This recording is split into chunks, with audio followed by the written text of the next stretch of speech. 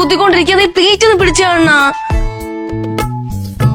എനിക്കിതൊന്നും വലിയ ക്ലിയർ ആയിട്ട് അറിയില്ല അതല്ലേ. പിന്നെ ഇതിന് മുമ്പൊന്നും പിടിച്ചു തന്നിട്ടില്ല. ഇങ്ങനെയാണ് ശീലമാവുന്നത്.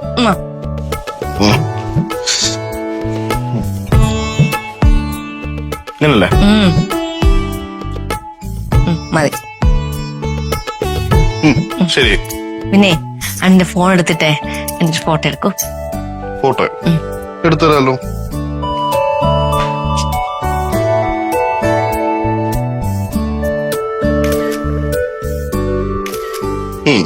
എവിടെ കാണിച്ചേ? എനിക്ക് ഈ സാരി നന്നായിട്ട് ചേരുന്നുണ്ടല്ലേ എന്നാ? സുരഭി സാരിയൊക്കെ കൊള്ളാം, അടിപൊളിയായിട്ടുണ്ട്. പക്ഷേ സുരഭി തനിക്ക് ഈ സാരി കിട്ടിയ ശേഷമേ താൻ ഏട്ടത്തിയോട് പറഞ്ഞ കാര്യങ്ങളൊന്നും അത്ര ശരിയായില്ല. താൻ എന്തിനാടോ അങ്ങനെയൊക്കെ ഏട്ടത്തിനടുത്ത് പറയാൻ പോയി? ഞാൻ അപ്പോഴും തോന്നിയപ്പോ അങ്ങനെ പറഞ്ഞു. തമാശക്ക് പറഞ്ഞല്ലേ? തമാശ സുരഭി, നമ്മള് പറയുന്ന തമാശ കൊണ്ട് ആരുടെങ്കിലും മനസ്സിൽ മുറിവേൽപ്പിക്കുകയാണെങ്കിൽ പിന്നെ അതിന് തമാശ ആരെങ്കിലും പറയും. ഫോർ എക്സാമ്പിൾ, ഏട്ടത്തി തന്റെ അടുത്താണ് ഇങ്ങനെയൊക്കെ പറഞ്ഞിരുന്നെങ്കിൽ തനിക്ക് വിഷമാവത്തില്ലേ? ചേച്ചി അങ്ങനെയൊക്കെ പറയാറുണ്ട്, പിന്നെ അല്ലാതെ പറയും.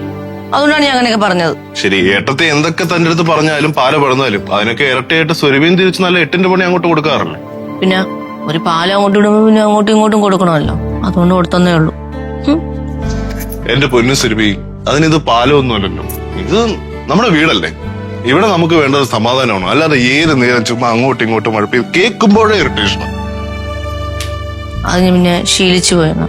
ശീലമായി പോയേക്കും. എന്നാ പെണ്ണു സുരഭി ഈ ശീലമൊക്കെ അങ്ങ് മാറ്റണം.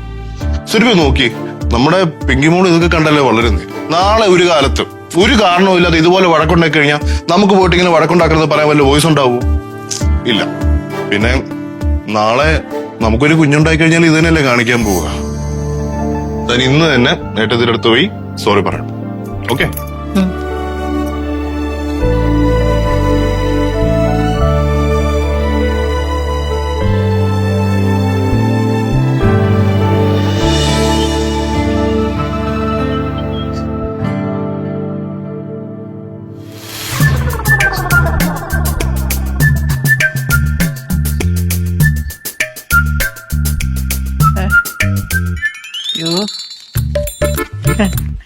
ഇതെന്താ ഇപ്പൊ ഈ ഇടയ്ക്ക് പതിവില്ലാതിങ്ങനെ ചെയ്യാത്ത കാര്യങ്ങളൊക്കെ ചെയ്യുന്നത്?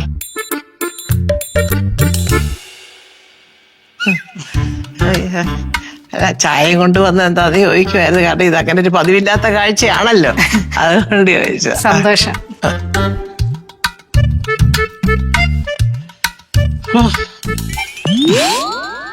എന്താ ലക്ഷ്മി ചിരിച്ചു കാണിക്കുന്നേ? അല്ല, കിട്ടിയില്ല. അയ്യോ, എന്തോന്ന് കിട്ടിയില്ലത്? ചായക്കപ്പോ? ഇത് കുടിച്ചിട്ട് തരാം. ഇല്ലല്ല, പിന്നെ സാരി. സാരി? അയ്യോ, വാഷ് ചെയ്യാനുള്ള സാരിയല്ല, ഞാൻ ആ മെഷീനിൽ കൊണ്ട് ഇട്ടിട്ടുണ്ട്, നീ പോയി നോക്ക്, എന്നതുണ്ട്. അയ്യോ അതല്ല. അയ്യോ, പിന്നെ ഏതാ? പുതിയ സാരി. പുതിയ സാരിയോ? പുതിയ സാരി അല്ല, ചായ കൊണ്ട് തന്ന സാരി തരുന്ന സുരഭി പറഞ്ഞു. ചായ കൊണ്ട് തന്ന പുതിയ സാരി തരുമോ? ഓ, എന്റെ കൊച്ചെ, സത്യം പറഞ്ഞാൽ നീ ഇതുവരെ പറഞ്ഞ ഒരു അക്ഷരം എനിക്ക് മനസ്സിലായില്ല. പറയാനുള്ള കാര്യങ്ങൾ തെളിച്ച് നേരെ വാ നേരെ പോന്ന് പറഞ്ഞൊന്ന് പറ. എന്തുവാ നീ ഉദ്ദേശിക്കുന്നത്?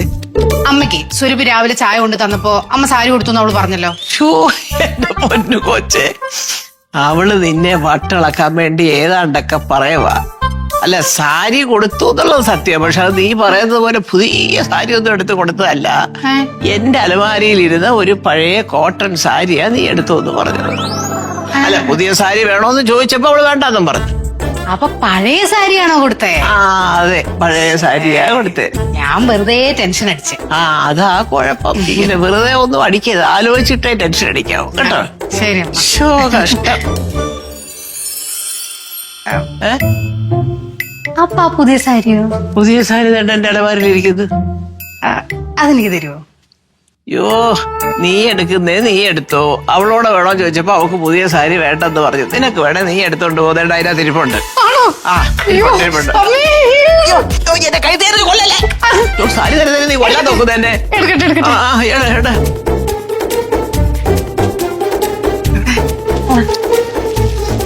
അയ്യോ, അത് തന്നെ. നല്ല കളറ് ആണോ? ഞാനെന്നാ കൊണ്ടോട്ടെ. ഓ താങ്ക് യു അമ്മ. ആർക്കെങ്കിലും കൊടുത്താൽ അത് പറഞ്ഞിരിക്കുവായിരുന്നു. എന്നാലും സാരമില്ല. ഫ്ലവേഴ്സ് ഒരുക്കുന്ന കാഴ്ച വസന്തം യൂട്യൂബിൽ പ്രേക്ഷകർക്ക് ലൈവായി കാണാം. ഫ്ലവേഴ്സ് കോമഡിയിൽ ജോയിൻ ചെയ്യൂ, ആസ്വദിക്കൂ.